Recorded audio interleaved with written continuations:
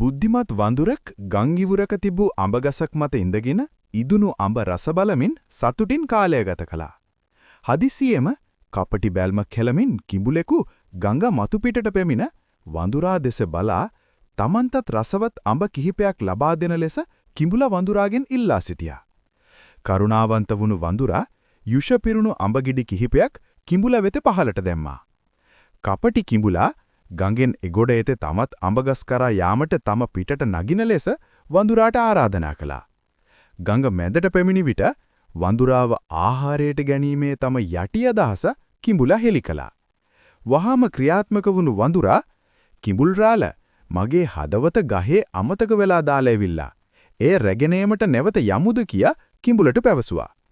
අකමැත්තෙන් වුවද කිඹුල නැවත ගම් ඉවුරට පැමිණි අතර බුද්ධිමත් වඳුරා වහාම ගසට පැන තම ජීවිතේ බේරාගත්තා. තැන්නට සුදුසු නුවණ පාවිච්චි කරපු නිසා මරණයෙන් බේරුණු නුවණැති වඳුරා නැවතත් ගසට වී සතුටින් අඹ රස බැලුවා.